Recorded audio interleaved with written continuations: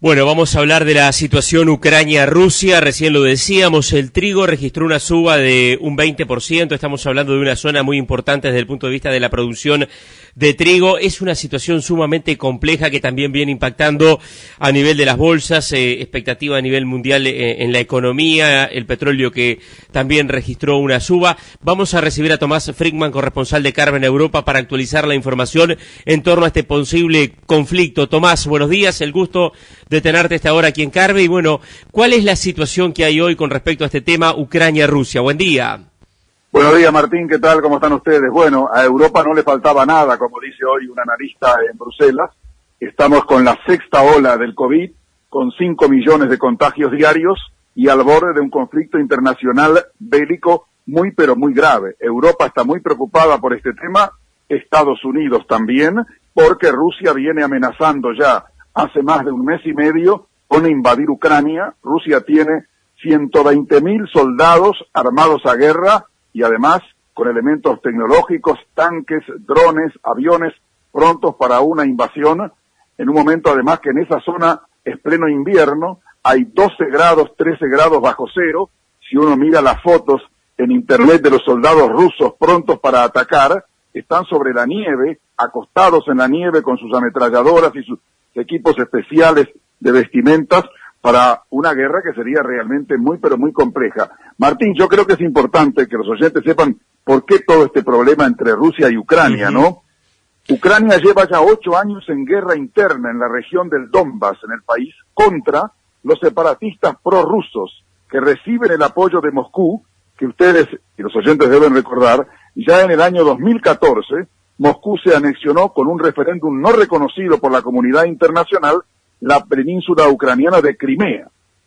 Entonces, ese es el gran tema. Rusia quiere anexar, ya anexó Crimea, quiere anexar Ucrania, y bueno, ahora hay, como decía, una concentración de 120.000 soldados en la frontera, a la que se siguen sumando militares y armamentos pesados, unido además esto, Martín, a las amenazas dialécticas de Putin a la Unión Europea, a la OTAN y a Estados Unidos.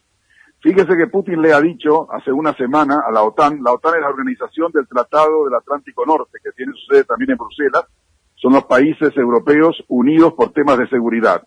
Bueno, Putin les ha dicho, si ustedes, la OTAN y Europa y Estados Unidos, ponen bases cerca de Rusia y de Ucrania, yo estoy dispuesto y ya tengo la autorización para poner bases de misiles en Venezuela, en Cuba y en Nicaragua.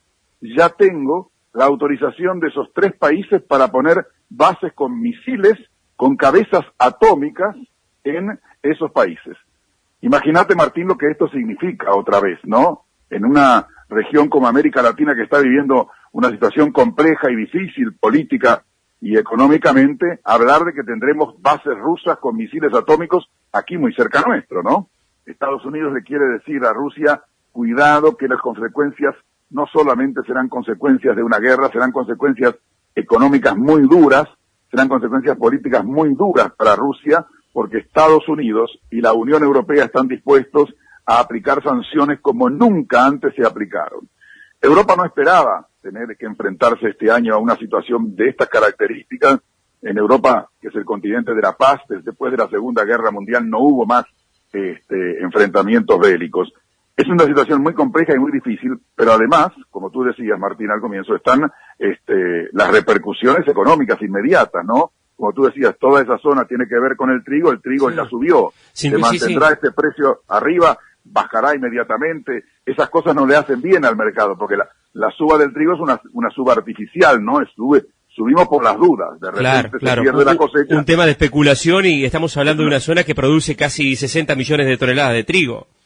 Por eso, entonces te digo, después del petróleo, está en el precio más alto también de los últimos tiempos, por miedo también a que en esa zona también hay producción de petróleo, en esa zona hay consumo de petróleo también muy importante. Entonces también el petróleo, que estaba en una situación estable, está hoy en alza permanente. Y otros componentes del mercado financiero internacional también, las bolsas de valores, te imaginarás, también frente a la posibilidad de un conflicto bélico, empiezan a tener sus vaivenes, y los inversores dicen, ops, si vamos a tener un conflicto bélico sanciones económicas, sanciones comerciales, entonces mejor vendo las acciones y puede haber una caída de las bolsas. Quiere decir que es un complejo problema que está viviendo, que es una situación difícil, de mucha tensión.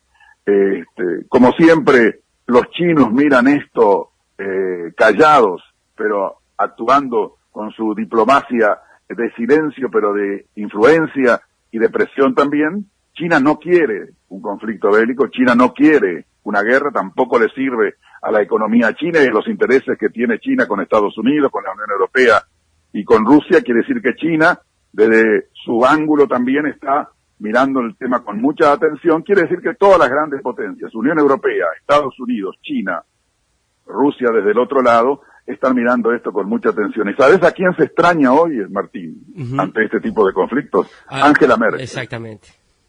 Angela Merkel era la principal interlocutora de la Unión Europea frente a Vladimir Putin. A Angela Merkel ha dicho siempre, con Vladimir Putin teníamos divergencias irreconciliables, pero durante mi mandato, de más de 14 años como jefa de Estado de Alemania, nunca dejó de levantarme el teléfono. Y yo nunca dejé de atenderlo, sabiendo que cuando yo lo llamaba era para decirle, atención Putin, estamos en problemas, y cuando él me llamaba decía, atención Ángela, estamos en problemas. Incluso fue de las pocas personas que ella aceptó ir a Rusia para despedirse de Putin, porque ella dijo, con los quienes tenemos problemas tenemos que dialogar, con los amigos se toma café, eso de siempre decía Angela Merkel, y dice, y yo con Putin he logrado, y lo saben los europeos muchas veces, de tener situaciones complejas y difíciles que tenían que ver con el gas, que tenían que ver con Crimea, que tenían que ver con Ucrania. Quiere decir, bueno, estamos en una situación compleja, 120.000 soldados prontos para atacar, mañana reunión clave entre Rusia y Estados Unidos, a ver si los americanos logran convencer a Putin y decir, quédate tranquilo, no invadas Ucrania, busquemos soluciones para esa zona tan compleja y tan difícil. Tomás Friedman, corresponsal de Carve en Europa, muchas gracias. Como siempre, un gusto, estamos en contacto como siempre con Radio Carve.